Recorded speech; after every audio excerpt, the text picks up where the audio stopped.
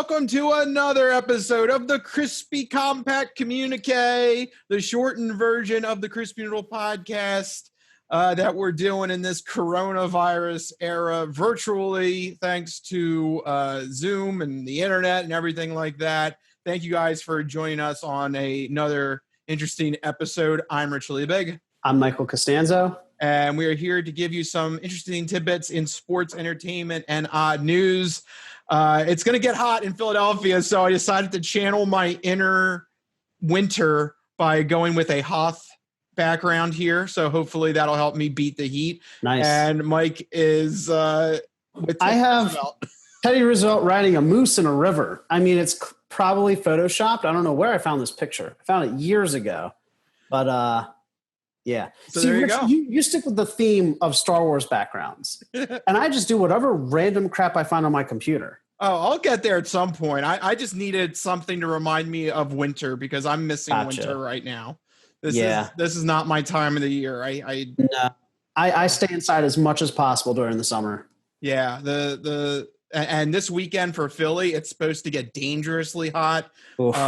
Heat indexes are supposed to go into triple digits. Look, between the heat and the pandemic, just stay inside. Yeah, just keep it simple. Stay inside. Don't overcomplicate things. I would think that makes the most logical sense, but right, there are some crazy people that enjoy this summer heat, and I don't know how they do it. So if you're one of them, good for you, but I hate you. I don't know how. I don't know how you can enjoy this weather. It's just like it's like you're stuck inside of a slow cooker. How do you enjoy it? Like, it's not enjoyable when you're like sweaty and sticky and just it's miserable. I'm sweating just describing the weather, let alone being in it. So yeah, this is not my time of the year. But on the flip side, what do you do then during this time in the middle of the summer and there aren't things happening? Anything going on with you, Mike? Just playing video games, watching TV. I started watching, I don't know if I talked about this last week. I started watching Snowpiercer. The TV show or the movie? The TV show. Okay. Yeah. So I previously had seen, actually it'll be good for you because of the whole, trying to beat the heat thing. So the quick elevator pitch of Snowpiercer is that it is a future sci-fi dystopia in which the entire world succumbs to another ice age. And the only way for society to survive is to live aboard the Snowpiercer, which is a train that is designed with a perpetual energy motor. So it's constantly generating its own electricity. And it's the only place where people can live on the planet. And of course, the train is stratified. The cars up at the front of the train are all the wealthy, well-to-do, they're living extravagant lifestyles and everything. And the people at the very tail end of the train are living in darkness and abject poverty, and they're like crammed into, small little compartments with each other. And so it's all about the tail trying to rebel against the rest of the train. But the series is cool because it doesn't, if you've seen the movie previously, it doesn't follow the same story. And it has a little bit more time to go into the world and to explore more of the different cars and the different classes. But the really cool part is that since we've all now watched Hamilton on Disney Plus, Daveed Diggs, who played Lafayette and Jefferson, is the main character. So he does a fantastic job, but I can't help hearing a little bit of Thomas Jefferson in him. Every once in a while, he says a line, and I'm like, "That you sound like Jefferson from Hamilton." It's a reincarnation of Thomas Jefferson. Right, exactly. But it's a very, very cool series. I enjoyed the movie. If you enjoyed the movie, I think you should give the series a shot. I'm only a few episodes in, but so far I'm enjoying it. Very cool, very cool. What about you? What have you been up to? How are you beating the heat? I'm literally just staying inside. This is how you know it's bad. I'm drinking Gatorade right now. I don't think I've ever seen you with anything other than like a Coke, a beer, or a water. And coffee, of course. Yeah, I am sweating. So no, this is not my time of the year. I'm staying inside. I'm going to stay as close to the air conditioner as possible and just ride it out because it's going to be a rough one this weekend. So Yeah, stay inside. It's coronavirus too. Why do you even want to go outside? Exactly. It's just look. There's nothing going on. There's a pandemic. It's hot. Just stay inside. And Okay. also, side note, this is nothing for audio listeners, but video listeners. It's so distracting that both of our backgrounds are muted colors, and we're both wearing blue as well. We didn't plan this at all. Oh yeah, no. This is just yeah, just a nice fancy shirt. I feel fancy. It's very alarming. I feel you are very fancy. I feel fancy because I got a polo shirt on. Yeah, I just have. The bar is set so low. A polo shirt. I'm fancy now. Thank you. Next week we should show up in shirts and ties, I think. Oh yeah. Really? I just got these nerdy ties. They're ties that have like different nerd franchise logos on them. Like I have a tie that has like it was a Kickstarter. So I have one that has like the Rebellion logo from Star Wars. Oh, nice. And then one that has what is it, the Deathly Hallows from Harry Potter.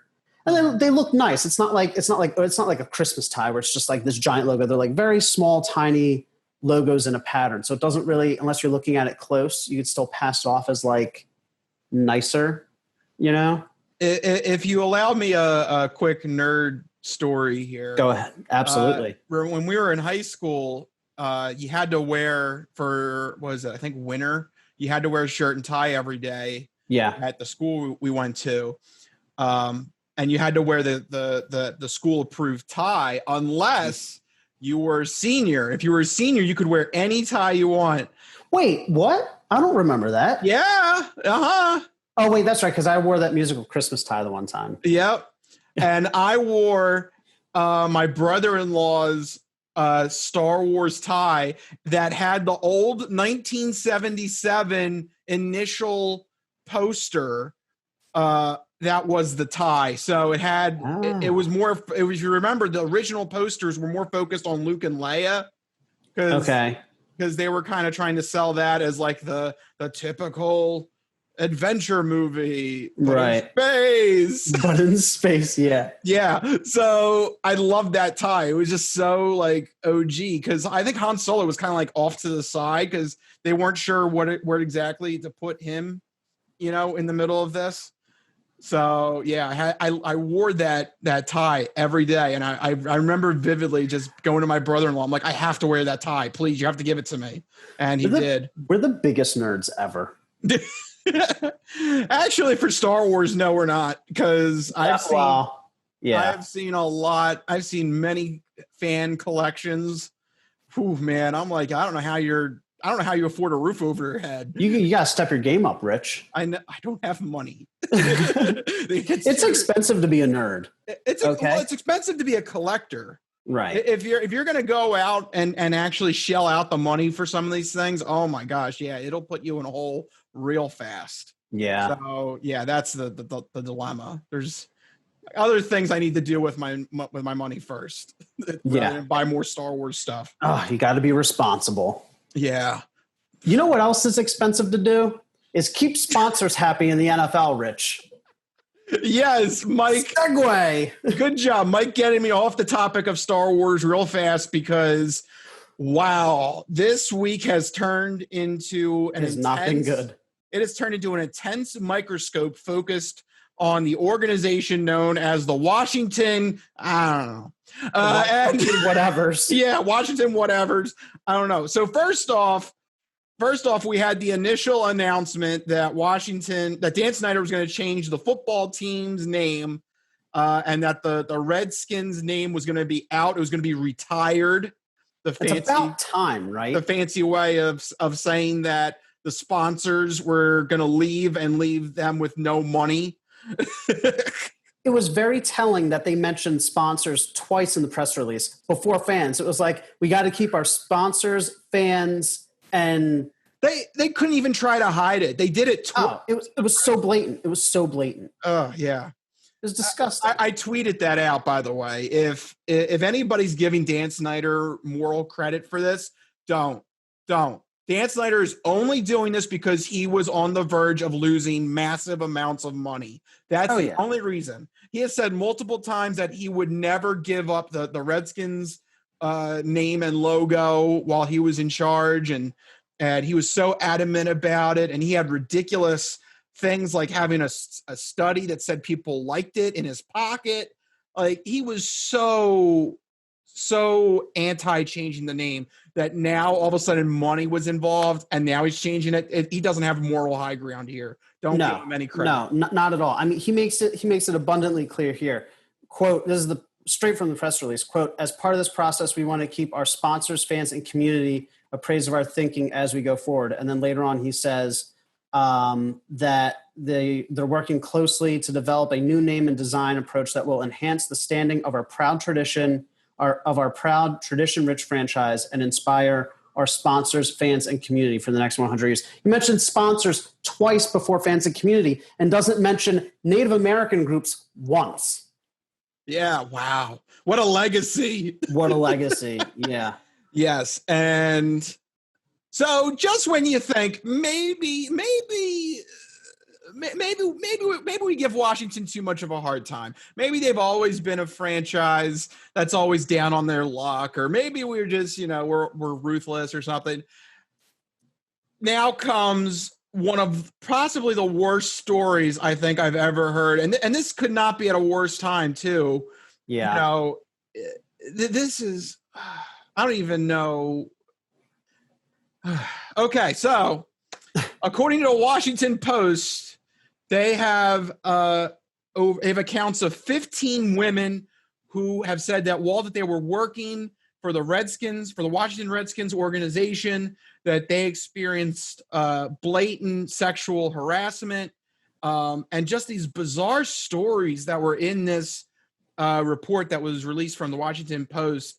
Off the top of my head, the ones that stick with me are apparently one of the director of pro scouting allegedly told a woman to her face right in the middle of the office space, you have an ass like a wagon, which I still don't understand why you would even think that would even be seen as a compliment. I mean, there's a lot of things wrong with that. Yeah. But what were some of the other cases? Some of the other cases, I had to pull this one specifically. This came from the chief operating officer. Jesus. Imagine this. Yeah, this isn't just a mid-level manager. This is the COO of the organization.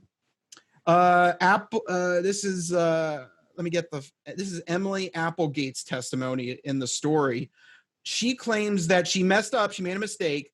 And that's when the COO came up to her, said that she was effing stupid, and that you might as well wear a tight dress so that we have something to look at. Jesus. Like, this is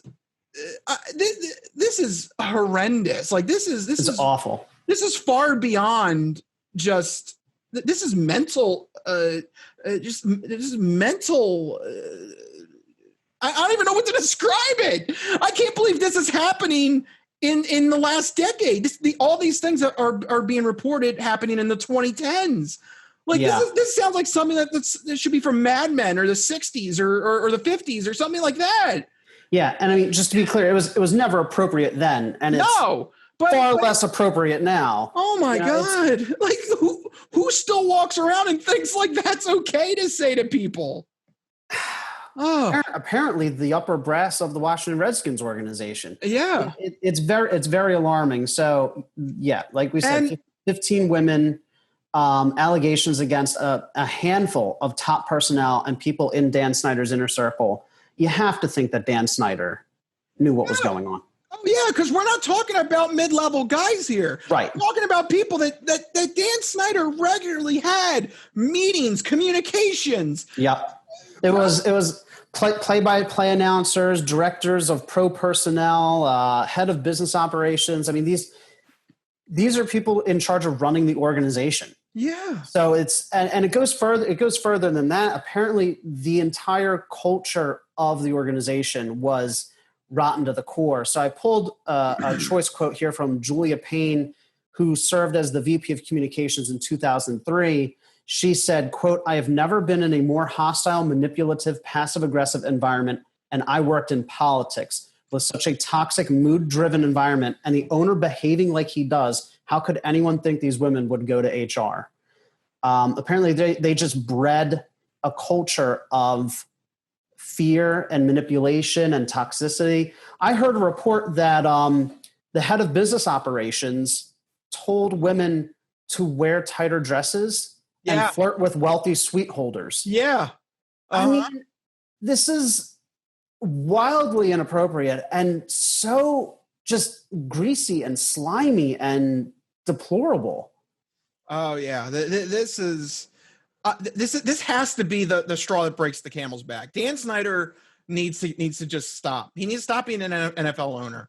All right. Apparently, some of the minority stakeholders are trying to sell their shares of the team. And how about that? When's the last time you heard somebody with stakes in an NFL ownership running away? Right. Especially a team from DC. Like, I understand maybe like Tennessee or something like that, you know, or like some nowhere team, but not in DC. That's a big market team. Yeah. So this is crazy. There needs to be something that happens to Dan Snyder. At this rate, just force him to get rid of the team. I think that's not unreasonable. You know, all of this is if it comes out that he was aware of this whether or not he's aware of it, the fact that that he let it happen underneath for that long and to that level, he should not be. He should not be owner. He should not be an NFL owner. Because if you want to look at it, all right, so all of the allegations aside, if you want to be strictly business and you want to be very clinical about it, if you look at it from a business standpoint, the NFL here should step in and say, you're damaging the brand. You're actively damaging the brand in a time where the brand, you know, might be missing the season, you know? So now everybody's last big NFL news is going to be the Washington team, you know, having to change its name because it's overtly racist, and then propagating sexual misconduct and abuse and harassment in the workplace for like a decade. You know, that's not the taste that the NFL wants to leave in fans' mouths. So, you know, the whole thing is just terrible. You know, the charge that they like to get players on detrimental conduct to the league. Guess what? There's a clause in the commissioner's contract that has that clause for owners. Yeah, and this is a clear case of actions detrimental to the league. Yeah, I think it's pretty cut and dry. I think this is a case where you can pull it out. Yeah, absolutely. And I think with such an egregious case as this and how despicable it is, you know, they always say that the buck stops with, you know, the person in charge, and Dan Snyder is ultimately the person in charge.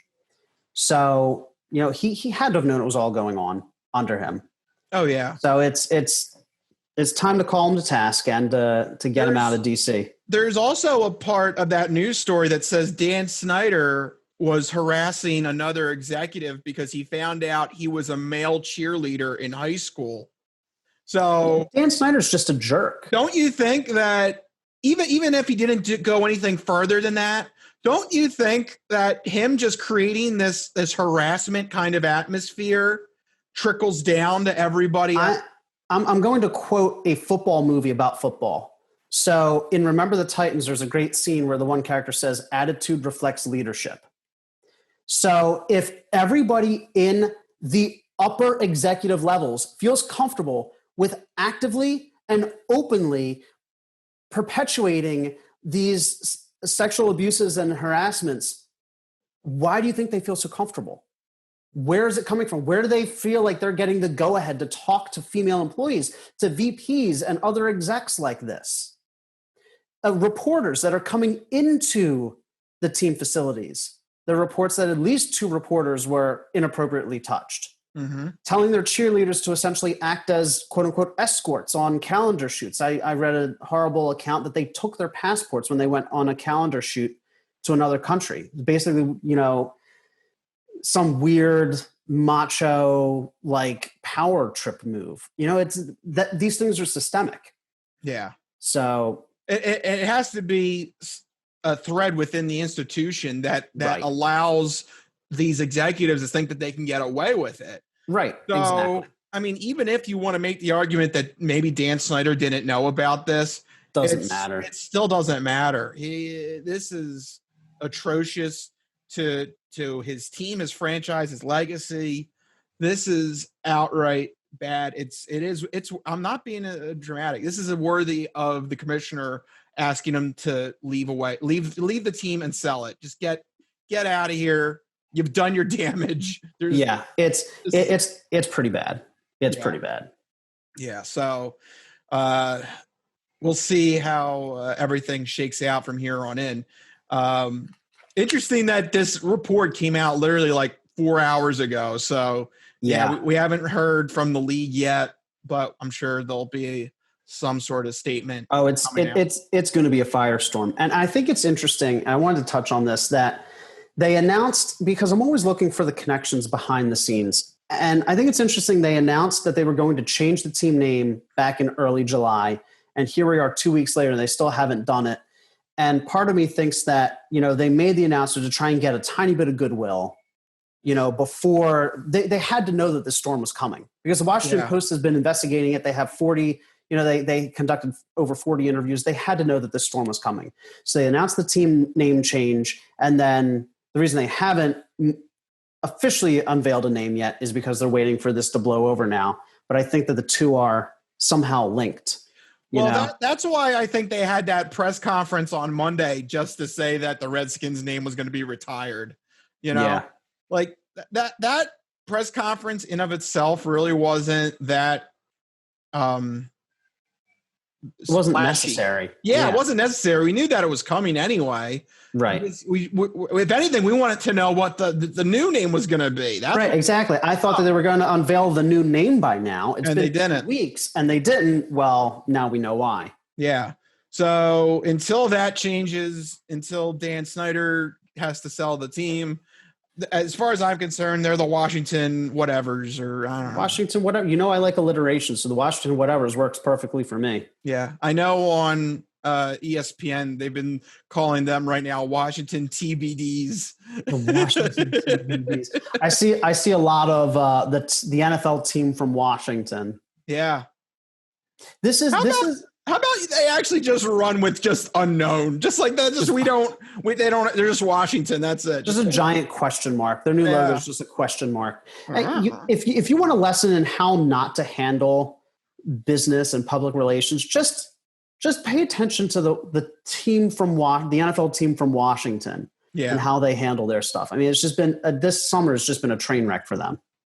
Yeah, this disaster has really kind of shined a light on them. But ever since Dan Snyder took over this team, it's been absolutely atrocious. Yeah, it's been. Yeah, that's what I mean. If you want to know how not to run an NFL team, how not to conduct PR, Dan Snyder and the Redskins. There you go. Yep, there you go. Literally do whatever the opposite that Daniel Snyder says. Literally, it's like owning a sports team for dummies. It's just one page. Do the opposite of Dan Snyder. There you go. That's the book. Yeah, there you go. Ta-da! Where's our millions of dollars? Right. Simple. We should write a book. There you go. Right there. Bam. Take care of it.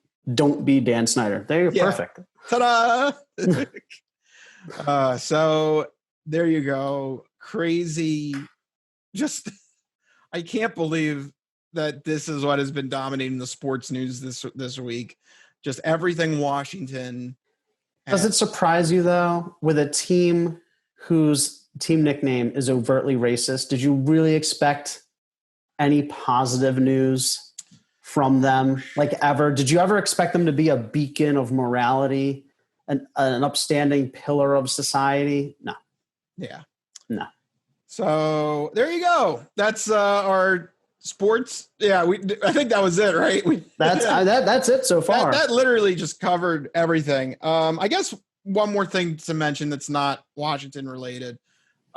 Just real quick, I have to at least mention it. In basketball, the 76ers have announced that Ben Simmons is going to be switching positions. He's going to be moving from guard to power forward. Okay, that means nothing to me. Which is interesting because I think Alfred Horford was supposed to be in that spot, and we're currently paying him something like $20 million, and now he's going to be on the bench. So that's interesting maneuvering. Sounds like you're not a fan of the move.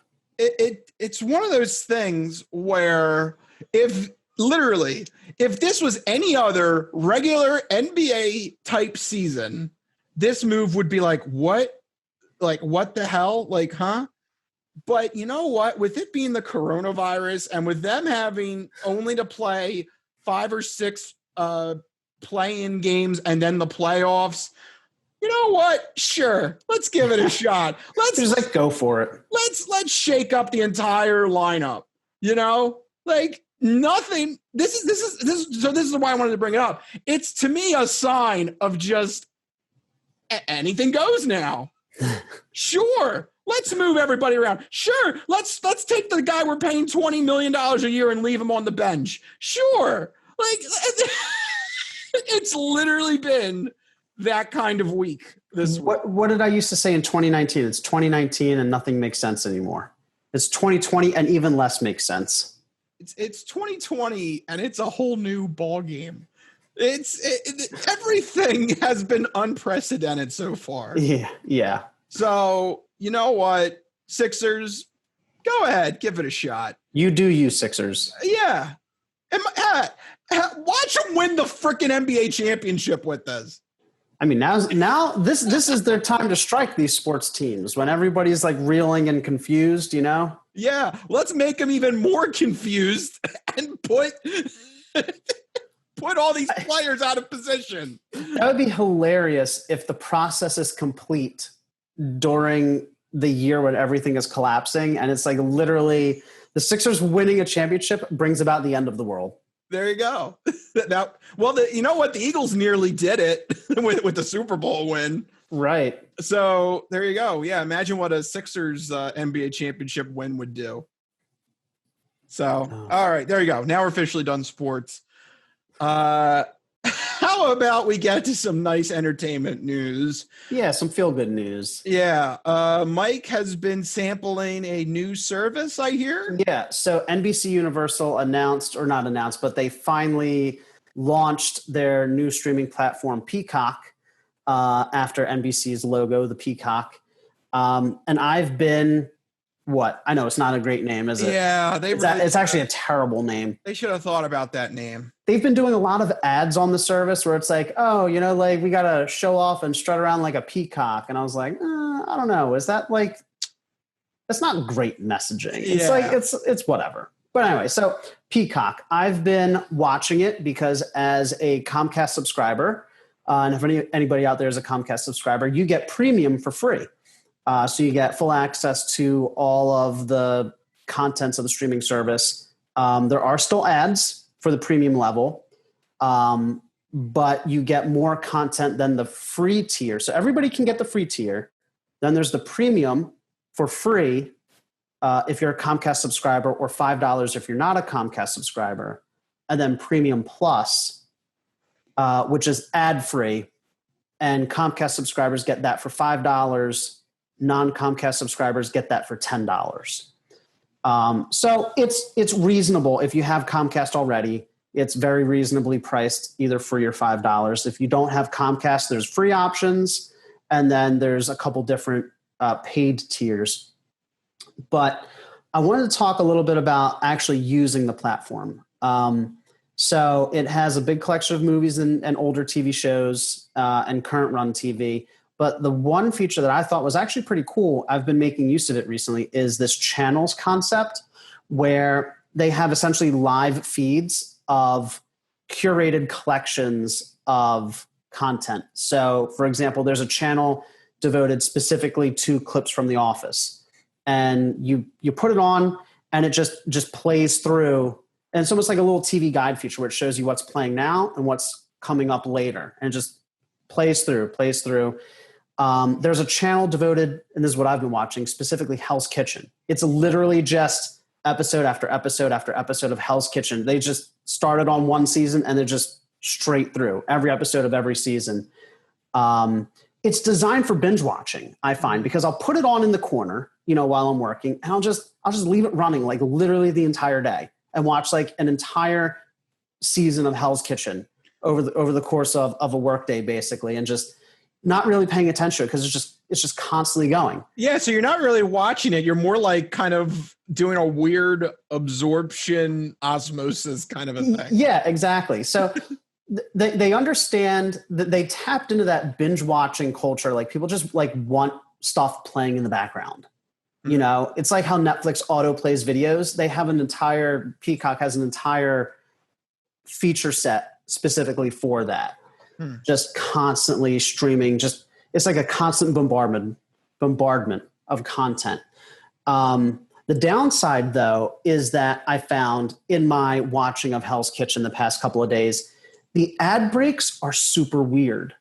So I don't know what it is about how they're doing it on the back end, but they'll just jam ads randomly in the middle of the show.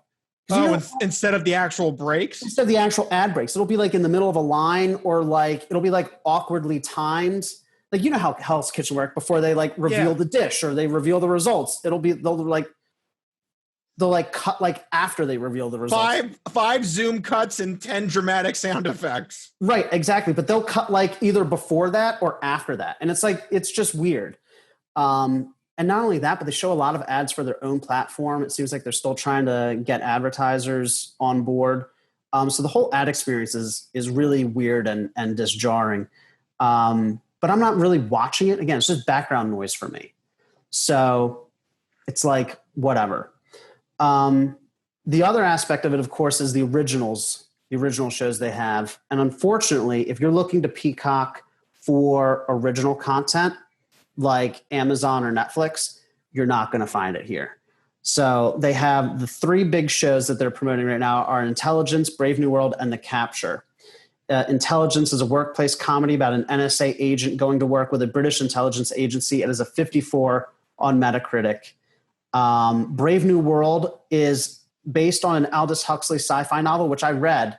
It was okay, not one of my favorite dystopian books. But it's about a world that has achieved a utopian status through the, quote, prohibition of monogamy, privacy, money, family, and history itself. That has a 55 on Metacritic. Critics are saying it's Peacock's gambit for like a flashy R-rated show. Like it's all like orgies and like drugs and like very exploitative stuff. And you're trying to be like an HBO type show, but it's just missing the mark. The acting is flat. I'm still going to watch it because I read the book. I want to see how it is. And you want to watch the orgies? Everybody wants to watch a good orgy. Yeah. You're not going to turn away from it. No, I'm not going to say no to an orgy. Yeah, come on. And then sign up to Peacock. We got orgies. That Peacock orgies. Orgies. There you go. It's right there. It's right there. They really miss with the messaging. Yeah. The final show that they're promoting is a British show, The Capture. It is a conspiracy thriller about a man accused of kidnapping a woman based on damning video surveillance footage. However, there's this complex conspiracy that starts to unravel, which throws the validity of the footage into question. It's basically an entire show based on like deep fakes. Mm-hmm. You know how the deep fake thing where you can, Photoshop things so well that it looks like Teddy Roosevelt's riding a moose in a river. Yeah. And Mike's there. And I'm there. Yeah. That has a 71 on Metacritic. That's their best original show. So none of them particularly thrilling. Doesn't make me want to pay money to watch the service. I'm content with my free premium subscription.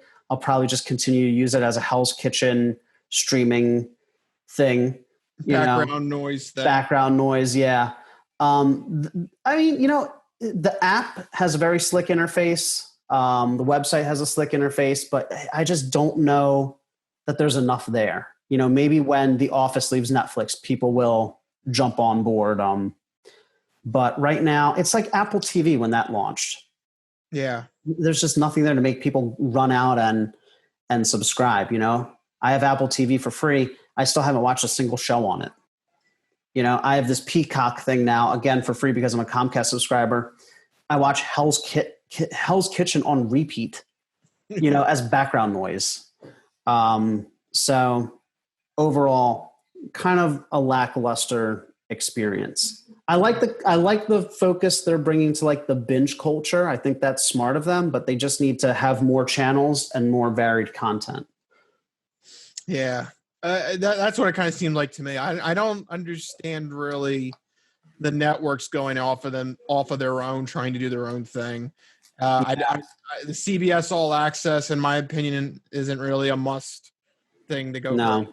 NBC doesn't really seem like a must have. So yeah, it doesn't surprise me. The only, and it's not a network. HBO is the only like channel specific service that I would ever recommend to people because it has award winning dramas and comedies and documentaries and you know, and I'm sure, and NBC has, and that's the thing, NBC has good content. Parks and Rec, The Office, like they have all the Jurassic Park movies up there. Then you should love this. Apparently they're leaving at the end of July. Oh, which is weird. The service just launched, and they're like, by the way, watch it now because it's gone in 2 weeks. How did they negotiate that deal? You get it for 1 month only? You know how these streaming services work. Things come and go regularly, and it just must be a weird thing, a weird licensing deal thing. Maybe it'll come back. Who knows? But yeah, right now I'm impressed with the collections, with the channels feature, but not impressed with the originals. And I've like no desire. There's like no show. There's nothing. I say that having watched it for like 16 hours the past 2 days, but it's Hell's Kitchen. Yeah. I think they were just relying on people who love The Office to just buy it. Yeah. And I think once they get The Office, I can see people using, they do have The Office, like a channel for The Office, and just put it on and just basically do what they do with Netflix and just keep it on in the background while they make money by showing ads periodically, which you're not even paying attention to because you're not watching it. It's just like listening to the radio. Yeah. You know? I guess, Mike, that's going to be a no recommendation from you. Until they get better originals and until they really beef up the whole channels concept, right now there's nothing, unless you're really desperately interested in watching shorts from The Office or Hell's Kitchen on repeat or like the late night shows on repeat. I don't see a real purpose to it. Yeah. All right, so there you go. The Crispy Noodle review of Peacock. I still don't like the name of it. Nah, the name is not great. Yeah. All right, so there you go. Our little dip into entertainment there. So we have sports, we have entertainment. It wouldn't be a show. It wouldn't be a Crispy Noodle show if we didn't have some good old fashioned odd news for you. That's right. I have your odd news nugget here on my phone. And for this story, we are going to Kentucky. Oh, Kentucky. Wow. Yeah. I don't think we've probably been there before. I don't remember anything from Kentucky. Nothing jumps out to me. Yeah, but probably been a while since we actually covered something in Kentucky. Yeah. So what are they doing in Kentucky? All right. Well, this first line of the story just pretty much lets you know what it is and doesn't bury the lead, as they say in the newspaper business. After breaking into a Kentucky home, a naked man had to explain to police that the reason why he did was because he was using mushrooms with Jesus Christ and they were playing a virtual reality game together. Wow. There's a lot going on in the... What a sentence. Yeah. So he's doing drugs with God. With Jesus Christ himself. Christ himself. Yes. And playing a virtual reality game. With him at the same time. With him. Yes. No, not Jesus. The one Jesus Christ. The one, the only Jesus Christ superstar. Yeah. Playing a virtual reality game. So... All right, I got to hear more. I don't. That's a hell of a sentence, isn't it? Right. So, I mean, obviously, all right, go ahead. Just keep reading. I'm like trying to wrap my mind around this. Okay, so here's the beginning of the story. Okay. While en route to a 911 call about a male subject running down the roadway completely naked. Oh, I forgot he was naked, too. Yeah, by the way, he's naked. Yeah. I got so hung up on the Jesus Christ and virtual reality thing, I forgot that he was naked and breaking into somebody's home. Totally naked. Yep. So apparently this started out first that he was running on a roadway and hitting random cars with his hands. So just like banging on them as he was going through the street. Okay. Naked. Just, yeah. Bang, bang, bang, bang, bang. Out of his mind. Yes. So upon arriving at the home at 1:30 in the morning, cops encountered 41-year-old John Stephanopoulos, who was standing naked in the residence. Just standing there, just waiting. Yeah. I'm waiting for my next objective. Jesus, where are you? Oh, he's communicating with Jesus. Yeah. So wait, so Jesus wasn't with him. Jesus was like, they were playing an online game together. Yeah, it says well, first he did mushrooms. Right. Jesus Christ loves mushrooms. Oh, of course. Yes. And then they were playing this virtual reality video game. Okay.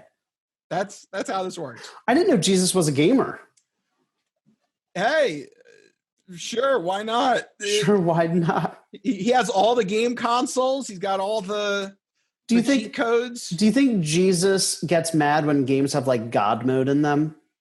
Yeah, he's like, how dare you? That's my mode. How dare they? Yeah, exactly. I'm only supposed to be using that mode, not you. That's right, exactly. Okay, so obviously cops deduced that the 41-year-old John Stephanopoulos was not a owner of the property. That's when they also noted that he also had some blood and mud on his back. Don't know how that happened, but okay. Blood and mud. Okay. That's alarming. Was it his own blood? I hope so.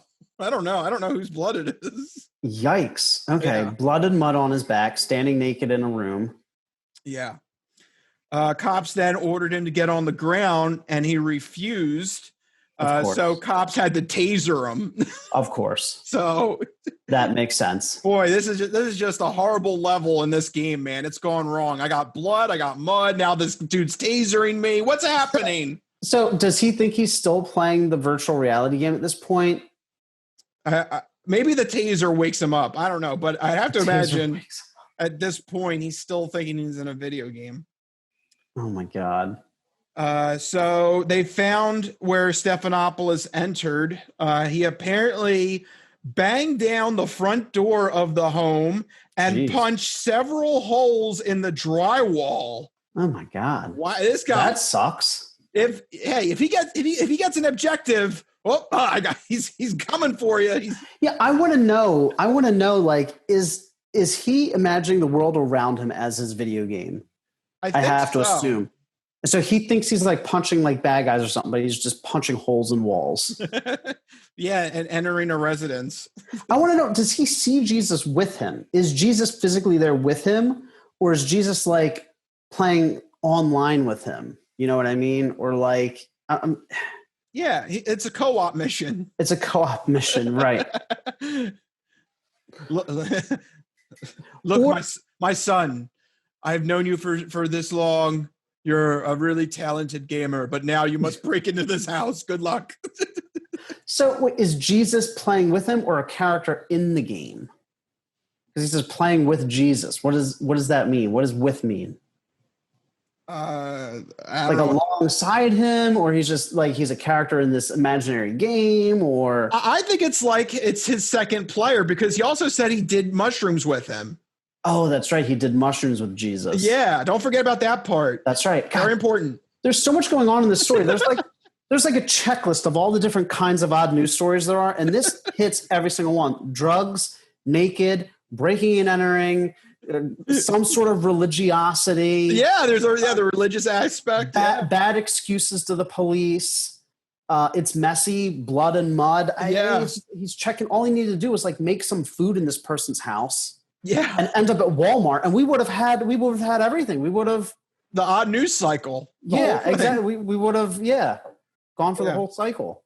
And Florida, there has to be some sort of Florida. Florida. Well, this is Kentucky. Yeah, damn Kentucky. You're not Florida. We would have got like 9 out of 10. That's still pretty good. Still pretty good. Nice. It was a good attempt, Kentucky. It was a good. You gave it a good college try, Kentucky. Yeah. Apparently this is where the blood came from. So, because apparently when he tried to punch the drywall, he also got a window, and there were several pieces of broken glass lying on the floor with blood covering them. So that's where. How did he get on his back? Maybe like you're punching and like he's doing it with such vigor, like a windmill, just like bam. He's like kind of going. And like splatters on his back from like. Well, I mean, if you cut an artery, if you cut something serious, it spurts. That doesn't. I know this. If he cuts an artery, he's dead, Rich. Well, not okay. I mean, but like a big vein. Thank you. All right, I didn't mean artery, but something like that. Yeah, some sort of major vessel. Right. Yeah, it'll have force behind it. It won't just ooze. Yeah. Do you think that he punched through a window and he cut himself badly enough that as he's flailing about, it's getting blood on his back? Yeah. Well, I mean, he is also flailing about, so maybe like he's like going, I don't know, maybe something like that. Mm-hmm. Yeah, I don't know. Interesting. Somehow the blood got on his back. I don't know what you want from me. So that's when the cops were taking him to the cop car, and that's when Stephanopoulos kept saying that, quote, "I've been taking mushrooms, hallucinogenic mushrooms, with Jesus Christ, the one Jesus Christ." Hallucinogenic mushrooms? I thought he was just eating shiitake mushrooms. No, this is the big boy stuff. I just thought it was interesting. He had to specify. I've been taking mushrooms, the hallucinogenic kind. With the one true Jesus Christ. With the one true Jesus Christ. Yeah, not Jesus down the street. No, one true Jesus Christ. And that we were playing a virtual reality video game together. Were playing or are playing? Were they playing it and then they decided to stop playing? It said were. Do you think maybe this? So in his mind, it's no longer virtual reality at that point. No, I think he still thinks he's doing something. Okay. That's what I'm going to go with. He still thinks he's playing a game, and Jesus is giving him the they're like chatting online. Yeah. That's what I'm going to go with. Okay. So in conclusion, cops arrested the man. He's got a pretty standard mugshot there. That's about what I expected. Yeah, pretty standard mugshot there. All right, his charges. He got indecent. Actually, it's a couple. He got indecent exposure, burglary, public intoxication, and menacing. I always love that charge, menacing. Just menacing. That's a charge. You cannot be. He looks so mean. He's menacing. Hey, that's right. He does look like somebody you don't want to mess with. That is a very menacing face there. It is a menacing face. You're right. It's a very menacing face. With the Hoth background, it looks like he's like about to target that little turret there. Yeah, he's giving that turret like this look. Dun it. Oh my God. This is what we've devolved to here on the Crispy Compact Communiqué. You literally just did that. So for audio only listeners, Rich, because of the virtual background, everything else fades away except for the image of this perp on Rich's screen. And he was like pantomiming this dude around this Hoth background. It was great. Yeah. So there you go. It was like an Academy Award winning performance. Thank you. Brilliant. I expect my Emmy or Oscar nomination in the winner. Thank you. Of course. Thank you. And there you go. That's what I have for you this week for the odd news nugget. All right, but before we officially wrap it up, before I expect my Emmy or Oscar nomination in the mail. It's time for apocalypse activities. Mike, do you have anything to recommend to do for apocalypse activities? I'm going to throw a curveball. Woo. And give you a recommendation. Don't make fun of my curveball. That was a good curveball. Wait. So in your head, every time a curvewoo happens, it actually goes woo. Yeah, woo. As it breaks. It breaks. Right. Woo. Hey, look, Rich, I got to keep both the video and the audio listeners happy here. All right. That's fantastic. Yeah. Call up MLB The Show. Call up Sony. Say we have a new sound effect, and it has to be specifically for any breaking ball. And when it breaks, that's the sound effect. A very lazy woo. It's just woo. It's not like an excited woo. It's sort of like a woo. So I'm throwing that curveball. Woo. And I'm telling people what not to do as an apocalypse activity. Don't play the video game Kentucky Route Zero. So I don't know if you remember, many, many months ago in the what's that segment that we used to have many moons ago? This Week in Entertainment. That was your own segment. I know. Wow. Rich, it's been so long. It's been like 5 months. We used to do a show called the Crispy Noodle Podcast. Remember that? That was terrible. I'm like, what's that segment called? Yeah. So, oh my God. Wow. Apocalypse Activities is turning into just a shit show right now.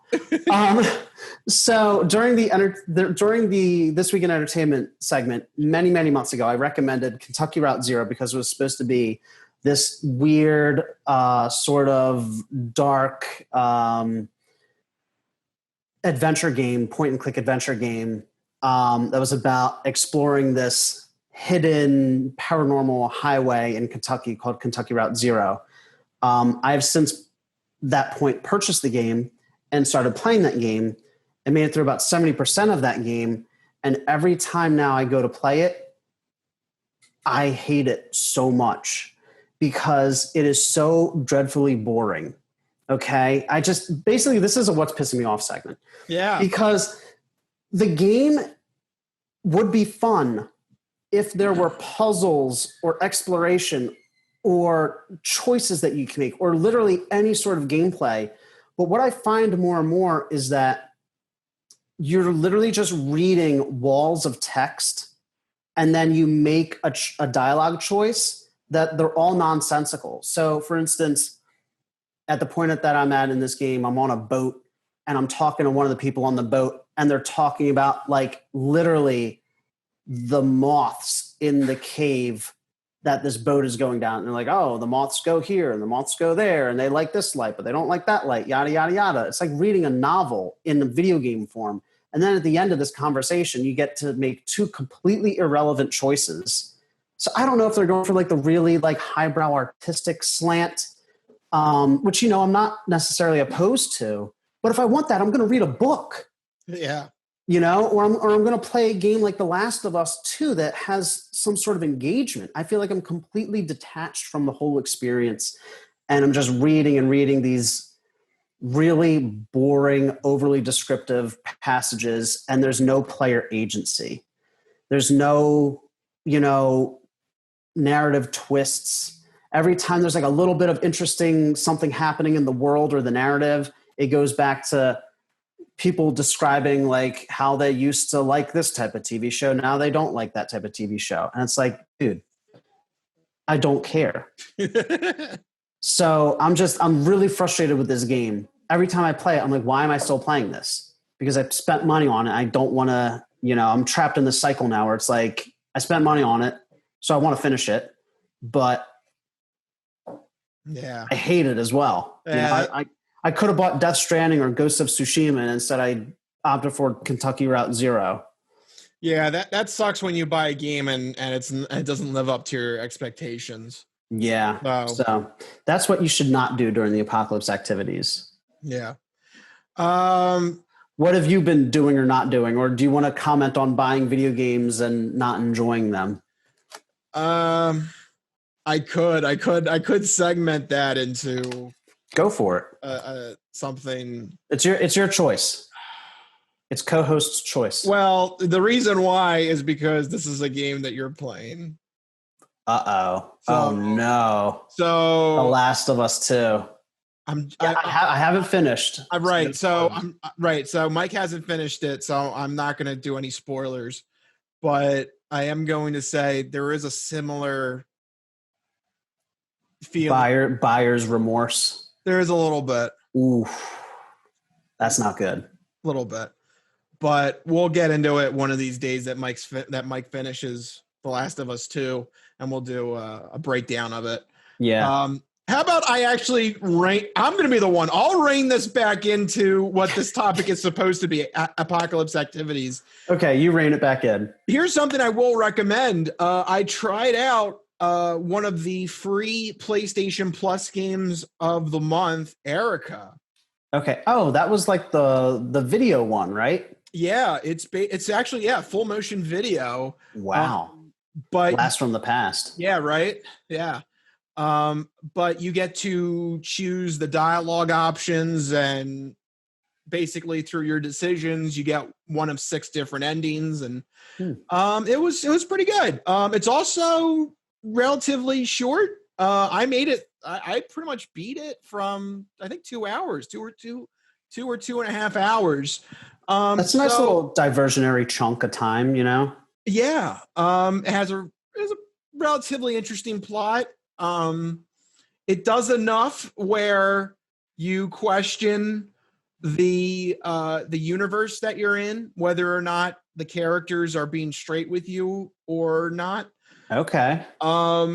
And through those decisions, you kind of set the universe, and the ending will follow how you pick the decisions that happen in this game.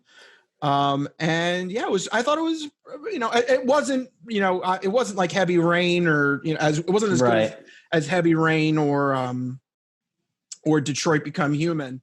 But for it being the free game of the month this month, for it being I never really heard of this game before it got featured.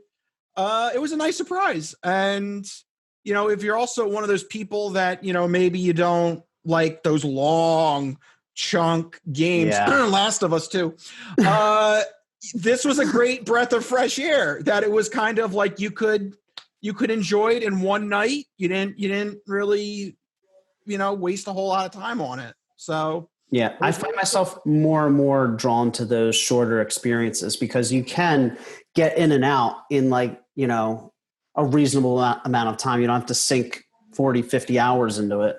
Yeah, you don't. So this was a nice surprise. Do you find that the game would invite replayability if there's 6 endings? Have you explored any of the other endings, or? Not yet, because what I like to do is my mom actually loves these kind of games. Yeah. Oh, yeah. One of these nights, I'm gonna have to show her that this game and see. And she makes all the choices, and that's always fun. She loved my mom. Speaking of it going on, my mom loved Heavy Rain. So did my mom. It is funny because my one nephew, he's now playing those kind of slightly more mature video games. Right. And he was saying the other day, "Oh, I just played Heavy Rain." And my mom goes, "Oh, that was a great game, wasn't it?" And my nephew's like, "Why does she know Heavy Rain?" It was like a sitcom moment, But did Grandma get major rep points there? Yeah, for referencing a video game. Yeah. My mom knows a little bit. Yeah, she loves Heavy Rain, and she liked Detroit Become Human. Yeah. Yeah. So my mom too. She loves games like that. I played Mass Effect for her. She made the choices and everything. That's actually a great point. If you have people in your life that don't necessarily play video games, there's tons of games out there, especially now, that are like Erica and Mass Effect and Detroit Become Human, where it's more of like an interactive movie experience, and you can get your loved ones involved through making the choices, and they go along for the ride with you. So if anybody's out there trying to get a loved one into games, or trying to find something to do together instead of them just watching you play like Madden or Call of Duty, something that doesn't have any interactivity, try one of those choose your own adventure style games.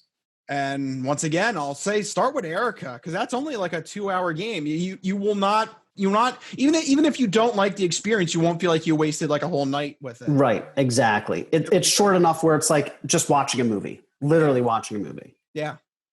So there you go. That's our apocalypse activities for this episode. But when we conclude that, that means it is time to start wrapping up this episode of the Crispy Compact Communiqué. Thank you guys for tuning in to another ridiculous, crazy episode. We go from serious topics to wacky topics to all of a sudden I'm playing with little faces with the Zoom background. This is everything in between. And everything in between. This is what the show is. So if you like what you saw or heard, make sure you go to our website, thecrispynoodle.com. Make sure that you are following us on all the social media, Facebook, Twitter, Instagram, YouTube, the whole shebang.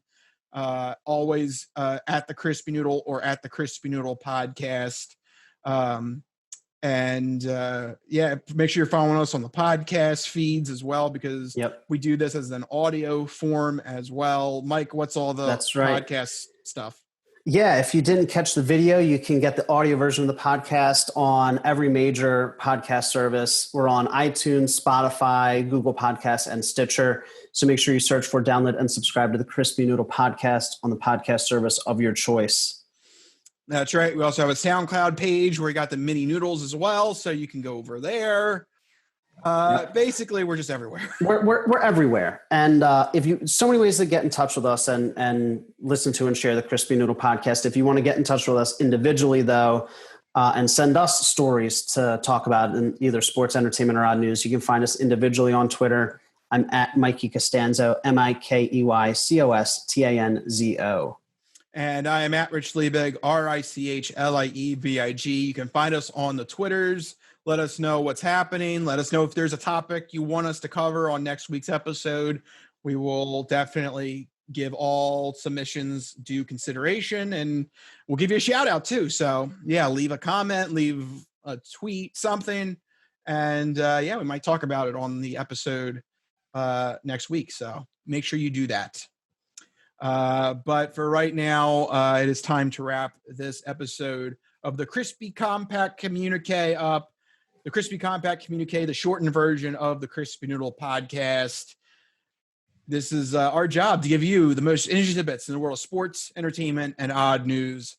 Thank you guys for sticking by during this crazy coronavirus time. Yeah. Mike, anything else? No, just hang in there, everybody. Yeah. Thanks for listening. That's right. So for right now, that'll do it. We'll see you guys next week. See you guys. Later. Bye-bye.